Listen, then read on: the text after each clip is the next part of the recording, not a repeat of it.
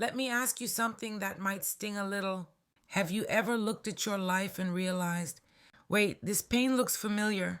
Different face, different situation, different year, but the same ache, same kind of disappointment, same kind of abandonment, same kind of betrayal, same cycle. Because sometimes what hurts us isn't just what happened, it's the fact that it keeps happening.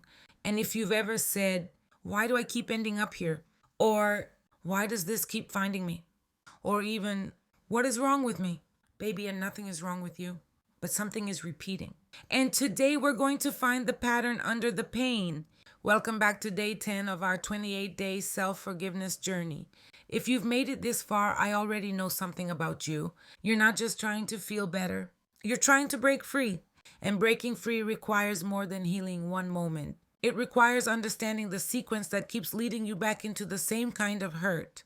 This episode came from a moment where I had to confront myself in a way I didn't want to. I was journaling about a situation that had completely drained me, and I was writing like I always wrote, what they did, how wrong it was, how hurt I felt, how unfair it was, how I didn't deserve it, all true. But then I read it back, and I realized I had written the same story before. Different person, same wound.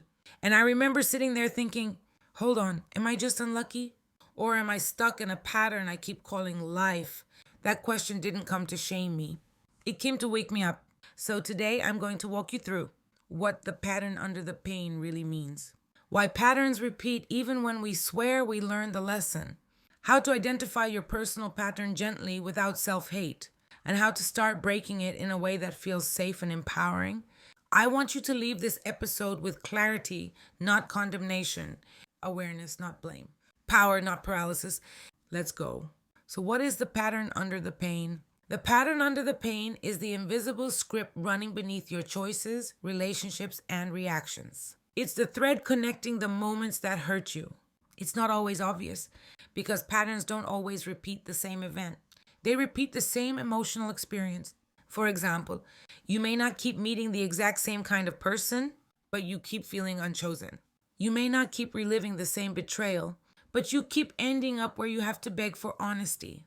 You may not be in the same job, but you keep shrinking to survive. Patterns are sneaky. They don't show up wearing a name tag like, "Hi, I'm your childhood wound." They show up wearing something familiar. And here's why it matters. If you don't identify the pattern, you'll keep forgiving the moment, but repeating the cycle. You'll keep healing the symptom without addressing the root. So ask yourself, what happens when we never look underneath the pain? What happens when we keep saying, people are just messed up, without noticing who we keep choosing, what we keep tolerating, and where we keep abandoning ourselves? This is not about blaming yourself for what happened. This is about reclaiming the part of your power you didn't know you were giving away.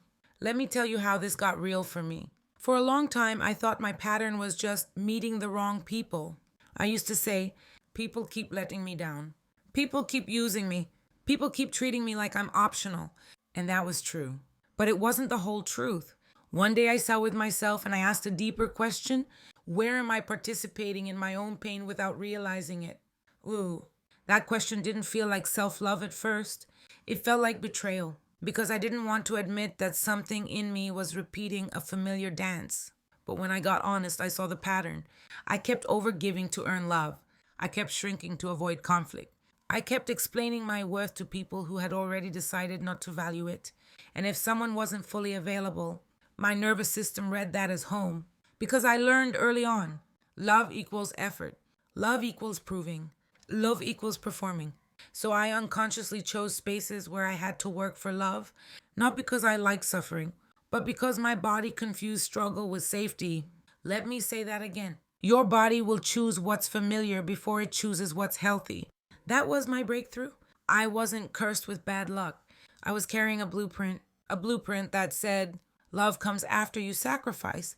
Belonging comes after you shrink. Peace comes after you tolerate. So I kept recreating situations that matched that blueprint. And once I saw that, I stopped hating myself for the pattern and started healing the wound that created it. That's the difference. All right, let's walk through how you can find your own pattern under the pain, gently, safely, in a way that empowers you. Step one, identify the repeating emotional theme. Don't focus on the facts first, focus on the feeling. Ask yourself, when I look back over my life, what feeling keeps showing up? Maybe it's, I feel abandoned. I feel invisible.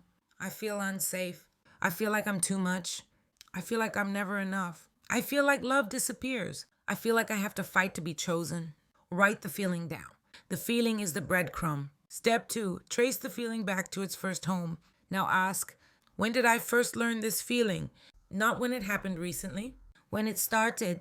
Because most patterns are old pain wearing new clothes. Let the memory come. Don't force it. Just notice what shows up. Step three, name the belief that formed there. Patterns are fueled by beliefs.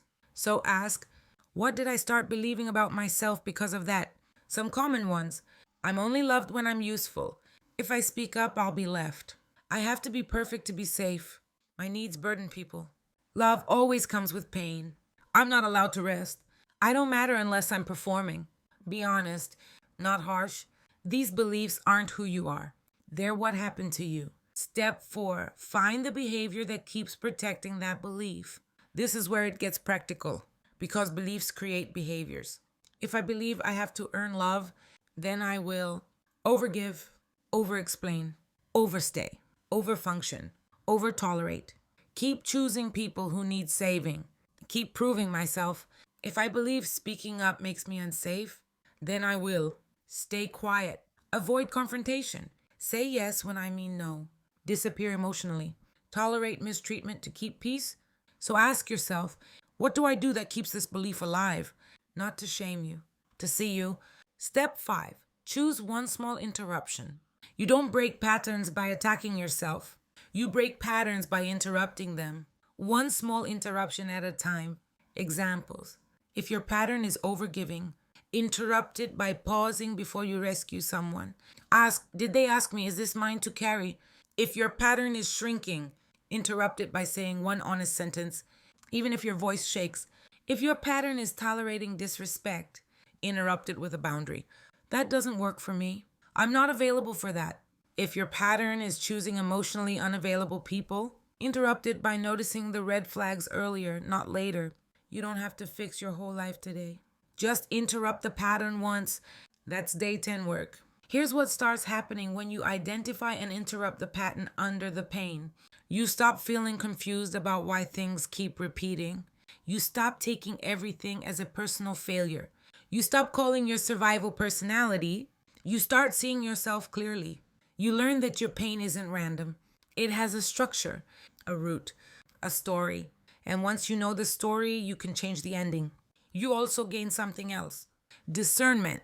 You can feel when a situation is familiar because it's healthy versus familiar because it matches your wound. That's wisdom. And yes, pitfalls exist here too.